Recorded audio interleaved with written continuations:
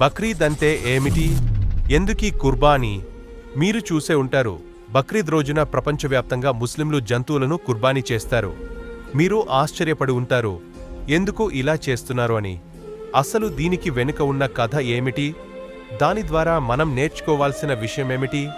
చాలామందికి ఇది ఒక సాధారణ సంప్రదాయంలా అనిపించవచ్చు.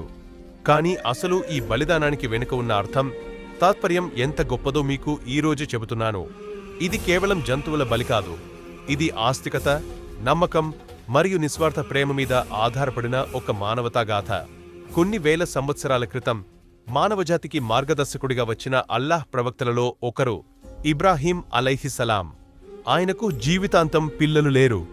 కానీ ఓ 80 ఏళ్ల వయస్సులో ఆయన ప్రార్థనలకు స్పందనగా అల్లాహ్ ఆయనకు ఒక కుమారుని వరంగా ఇచ్చాడు. అతడే ఇస్మాయిల్. ఇస్మాయిల్ పుట్టిన తరువాత ఆయన జీవితమే మారిపోయింది. ఈ చిన్నారి పట్ల ఆయనకు అమితమైన ప్రేమ ఉండేది. ఎందుకంటే ఎన్నో ప్రార్థనల అనంతరం తనకు లేక కలిగిన సంతానం హజ్రత్ ఇస్మాయిల్ అలైహిస్సలాం. కాని అల్లాహ్ ఎప్పటికీ తన ప్రియమైన వారిని పరీక్షించకుండా ఉండడు. ఒక రాత్రి హజ్రత్ ఇబ్రాహీం అలైహిస్సలాం గారు నిద్రిస్తుండగా ఆయనకు ఒక కల వస్తుంది. ఆ కలలో అల్లాహ్ తాలా ఇబ్రాహీం అలైహిస్సలాం గారితో ఇలా అన్నారు: ఐ ఇబ్రాహీం, నీకు అత్యంత ప్రియమైన దానిని నా మార్గంలో త్యాగం చేయి. ఇది సాధారణ మనుషుల కల కాదు, ఇది ప్రవక్తలు చూసే కల. అంటే అది దైవిక ఆజ్ఞ. ఈ కల తర్వాత హజ్రత్ ఇబ్రాహీం అలైహిస్సలాం మొదట 100 ఒంటెలను బలి ఇస్తారు. రెండవ రోజు మరో 200. కానీ ఆ కల మళ్లీ వస్తూనే ఉంటుంది. హజ్రత్ ఇబ్రాహీం అలైహిస్సలాం గారు ఎంత సమర్పణ చేసినా ఆ కల ఒక్కటే చెబుతోంది: నీకు అత్యంత ప్రియమైన దాన్ని త్యాగం చేయు అని. హజ్రత్ ఇబ్రాహీం అలైహిస్సలాం గారు చివరకు అర్థం చేసుకుంటారు, తనకు ప్రపంచంలో అత్యంత ప్రియమైనది తన కుమారుడు ఇస్మాయిల్. ఇంతకాలం ప్రార్థనల ద్వారా లభించిన ఇస్మాయిల్లు ఇప్పుడు బలి చేయాలా?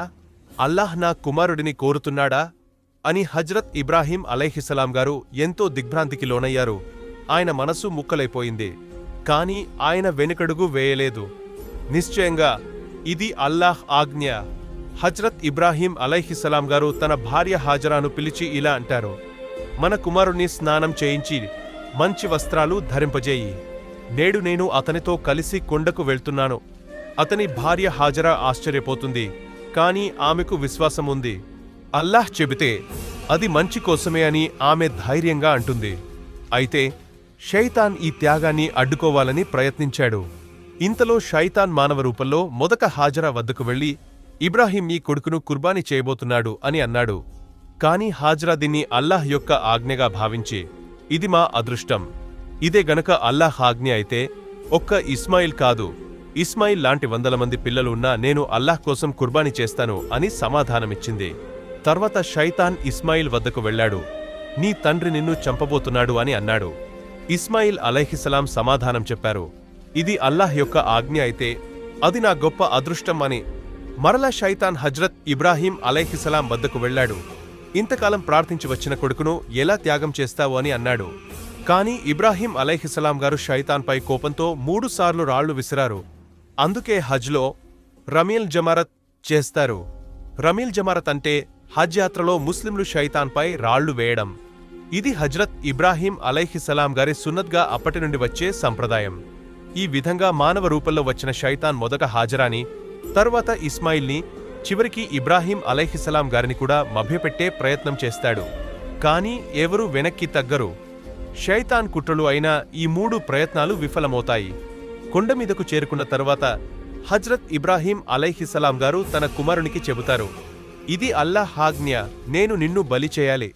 కుమారుడు ఇస్మాయిల్ ధైర్యంగా సమాధానం ఇస్తాడు: అల్లాహ్ కోరుకుంటే నా ప్రాణాల కంటే గొప్పది ఇంకేముంటుంది? నన్ను బలిగా ఇవ్వండి. కాని మీ కళ్లకు గంతలు వేసుకోండి.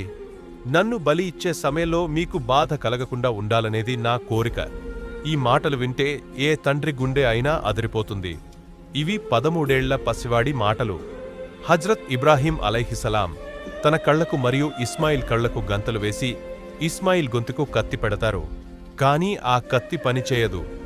ఇంతలో ఓ దుంబ మొరపెట్టింది, అంటే ఒక గొర్రె మొరపెట్టింది. హజ్రత్ ఇబ్రాహీం అలైహిస్సలాం గారు తన కళ్ల గంతలు తీస్తే ఇస్మాయిల్ పక్కన నిలబడి నవ్వుతున్నాడు. అతని స్థానంలో ఒక గొర్రె ఉంది. ఇంతలో అల్లాహ్ స్వర్గం నుండి ఇలా పలుకుతాడు: ఇబ్రాహీం, నీవు విజయం సాధించావు. నీ విశ్వాసం, నీ త్యాగం కుబూలయ్యింది. వీటిని ఎప్పటికీ మానవజాతి గుర్తుంచుకుంటుంది. మరియు ఇది దినదినాలకు గుర్తుండే సున్నత్ అవుతుంది. ఈ సున్నత్కు గుర్తుగా ముస్లింలు ప్రతి సంవత్సరం బక్రీద్ రోజున కుర్బానీ చేస్తారు. కుర్బానీ చేసిన జంతువుల మాంసం 3 భాగాలుగా పంచబడుతుంది. మొదటి భాగం పేదలకి, రెండవ భాగం బంధువులకు, మూడవ భాగం తన కుటుంబానికి. ఈ పండుగ ద్వారా అనేక పేదవారికి మాంసం తినే అవకాశం లభిస్తుంది. ఇది ఆకలిని తగ్గించడానికి, దయను చాటడానికి ఒక గొప్ప మార్గం. ఈ హజ్ దినాలలో మనం చేసే ప్రతి మంచి పని అల్లాహ్ దగ్గర అత్యంత ప్రియమైనదిగా నిలుస్తుంది. కనుక ఈ బక్రీద్ కుర్బానీ కంటే ముందు పేదవారికి, బాధపడుతున్న వారికి మీ త్యాగం, మీ సహాయం ద్వారా ఈ బక్రీద్ను మరచిపోలేని సంబరంగా మార్చండి. ఈ వీడియో మీకు నచ్చినట్లయితే లైక్ చేసి షేర్ చేయండి. ఇలాంటి మరిన్ని వీడియోస్ కోసం మా ఈ ఛానల్ను సబ్స్క్రైబ్ చేసుకోండి. Yours voice of Islam Telugu.